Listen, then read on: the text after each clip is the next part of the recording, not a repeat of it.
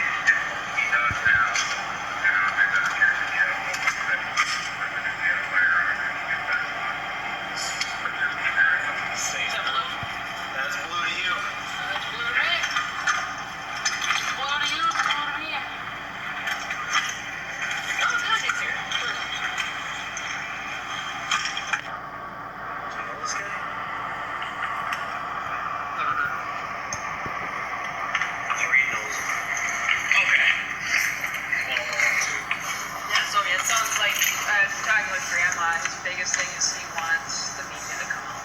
Yep, I'm sure he does, because he's been emailing South St. Paul, West St. Paul. I mean, for a while there, he was sending Chief emails daily. Okay. He believes that his daughter was raped by mom's boyfriend who Yep. was a crim sex. Yep.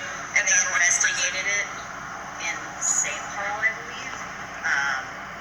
They didn't find any evidence that happened, but... So, obviously this is my opinion, so take it for what it's worth. But I don't really see, like, who we're concerned either, so... Well, last month, I mean, it's raging family dysfunction. Yeah. She didn't really see, like, who we're concerned either, so... Well, What is it with us and getting the jumpers. jumpers here? Yeah. He's very, very attention-seeking, but he also gets super physically aggressive. I was going to say, I can foresee him being very violent when he comes down. Yep. I'm expecting a fight when he comes down. Yeah. And honestly, if he comes down, I mean, we just need to be very confused when he gets to the bottom, have his hands out of his pockets so we can see, but if he starts dumping them in there, it's probably going to get sounds like there's a lot of inconsistencies. Right, and he's probably, sure he's a chronic drinker, uses cocaine, jacked up on cocaine. And now she goes on here, I'm a chronic drinker and I'm jacked up on cocaine. Now, again, she claims she read all these emails, so she would know exactly what's going on, what's the problem, what the concern is, what the issue is, and instead this is what she does. This is the stuff she fed to the officers before coming up and approaching me. That's why they had their ARs out and pointing their guns at me, which they claim they weren't.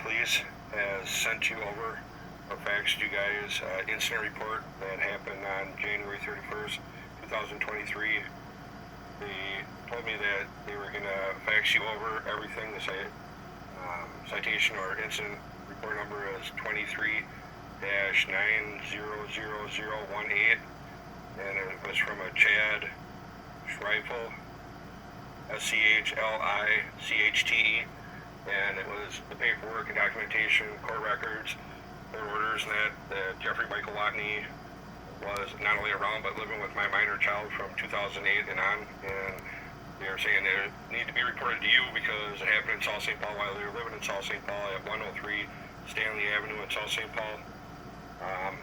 It's been like 2 months now. I never heard nothing back. Nothing's been going on. Dakota County tried saying that Chrissy, my ex, was supposed to be a supervised person and gave Burnsville Police Department a document that she took a safety class back in like 2005, which is something that should be renewed every year, but Jeffrey Watney has always had a court order, no contact with children, and they're living together in the same house, same building, same structure, same dwelling. The probation officers were well aware of it. They never did anything to violate him whatsoever. He was supposed to have no contact, and he was living with my minor child that was at the age of 5 years old at that time. And after me finding out the problems I had to deal with on all this, but again, my number is 612-756-5297. I'd like an update and response back on this, and I'm also going to email you all the court orders and the documents showing proof on all of it, that he was not supposed to be around kids and they were allowing it, and he should have been violated. He's still on probation until 2029. You can give me a call back. Thank you. To send this message, press pound or hang up. To play, your message has been sent. Sorry, you just. So, this is him emailing me back from the voicemail I just left him.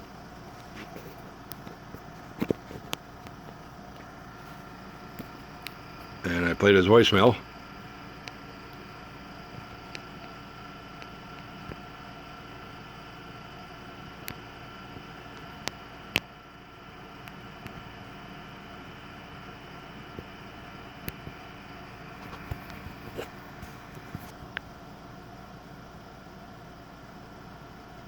So nowhere in that voicemail did I say anything about my kid being touched or molested or raped by him or anything whatsoever.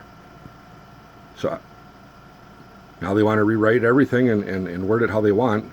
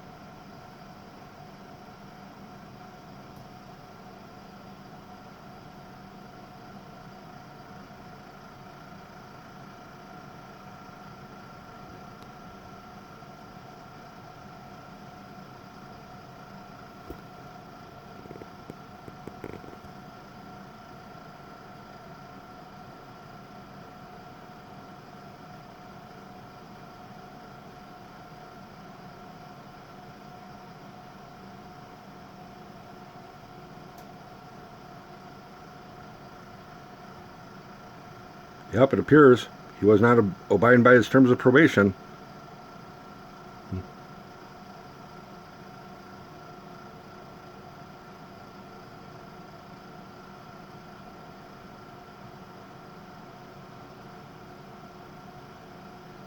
How come South St. Paul never even knew he was living there? Child protection or probation are supposed to notify them that they got a convicted child molester living in that area, minor kid living in that house. They never even did no child mandate report or, a notification to the police department as they're supposed to.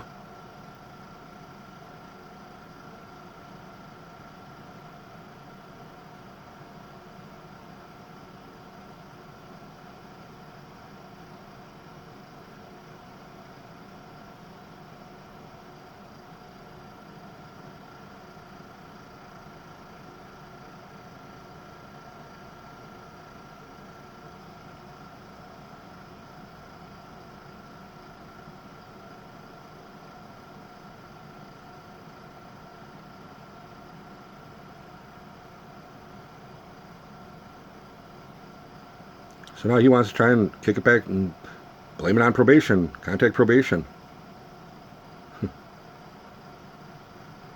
How much showed someone is violating a court order, as like they did for me. You investigate it and you put out, I don't know, issue a warrant like they did to me for allegedly posting Jeff's picture of Jeff's home on the internet, which you Google the address and that's what comes up. I never went by their house or around their house, never took pictures of their house.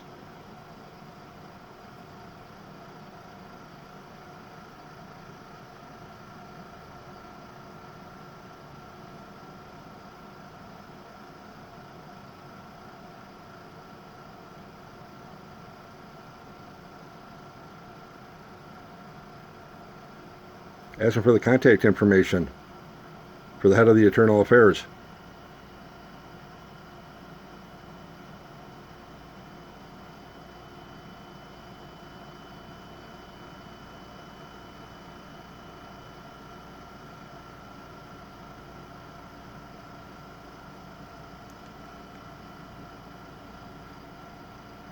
He tells me personal complaints are processed with the chief of police. Huh. Imagine that. So I'm supposed to file a complaint on him, to him, for him, and he's going to investigate it, huh? I wonder how many complaints South St. Paul has on him, period.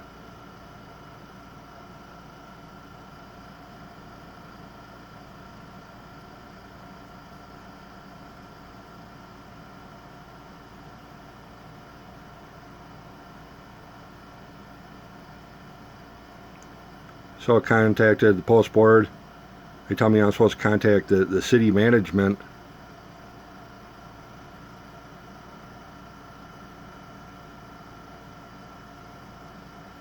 So I'm telling him an issue I got with him. I'm sending him copies of the emails.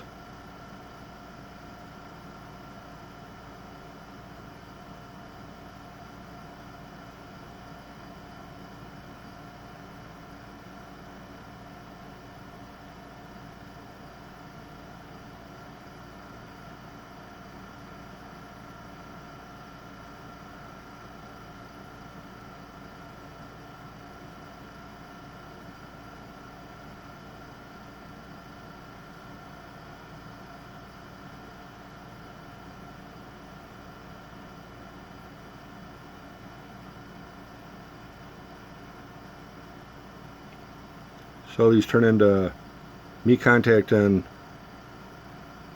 the city manager or whatnot ever. That's who I'm supposed to contact to make a complaint or to address my concerns to my problems or issues with dealing with the chief of police. And then he tells me it's not his job. He even sends me a thing on what his job description is.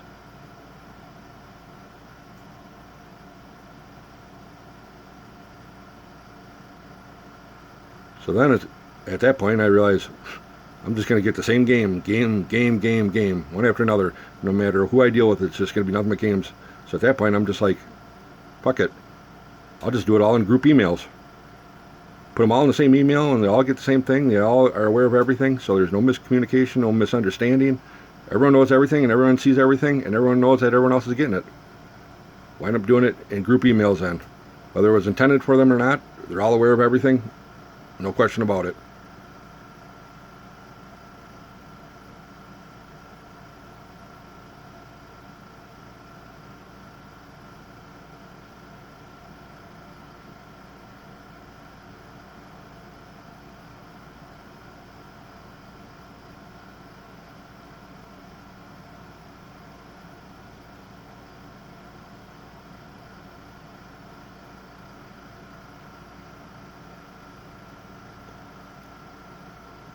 how much this is festered into more and more and more and more and more. Why wouldn't they just deal with the issue at hand? The problem that started all this.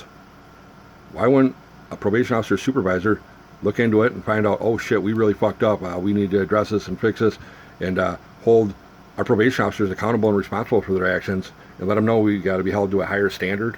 I don't know, that we're not going to allow this shit. I don't know, maybe. But no.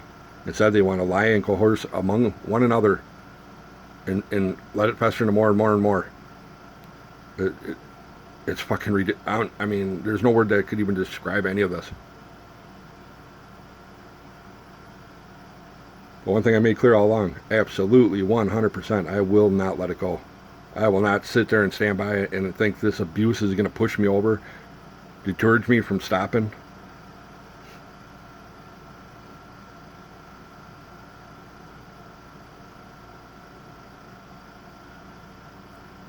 This turned into my cousin now getting charges for trespassing, which she was not trespassing. They illegally filed charges on her, arrested her, threw her in jail for 3 days with no bail. Even after she said I even got it on my phone where I was, not behind some crime scene tape or whatever. The body cam footage shows clearly on all that.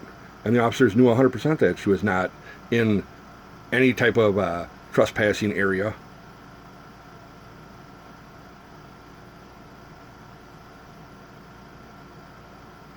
So why wouldn't you just stop at maybe just holding the probation officer responsible for knowing and allowing what was going on? But not now.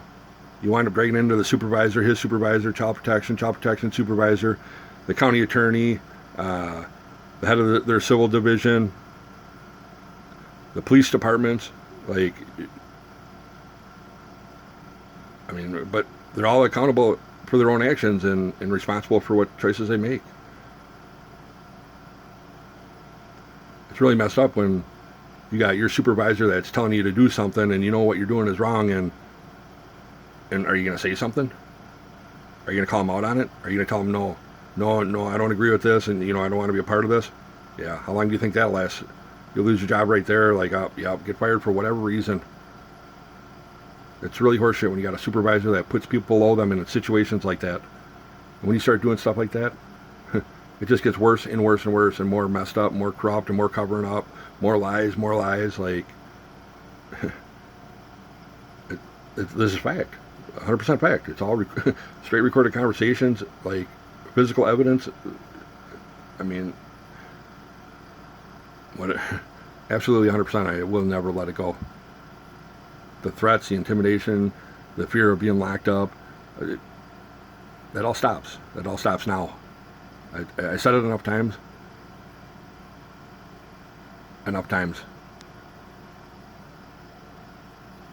I didn't make this situation. I got put into it. I didn't put my kid around a child molester. I didn't molest anyone. They weren't investigating me on that type of shit. No. My ex and her husband. Her husband, the pedophile.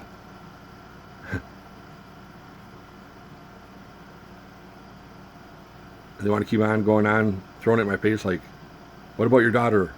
What about what your daughter's going through? And I'm saying, yeah, what the fuck is my daughter going through?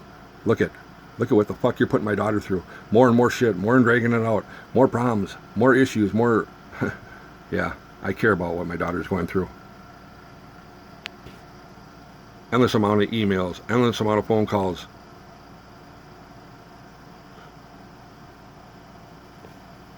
And you think someone would get frustrated after a while?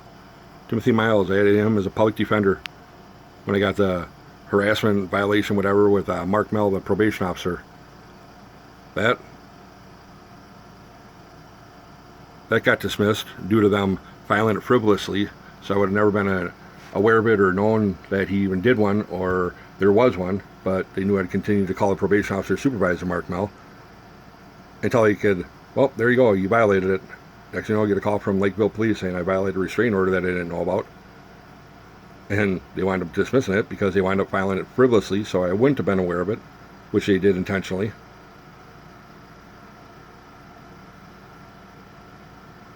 The dismissal on that was like 11 pages long.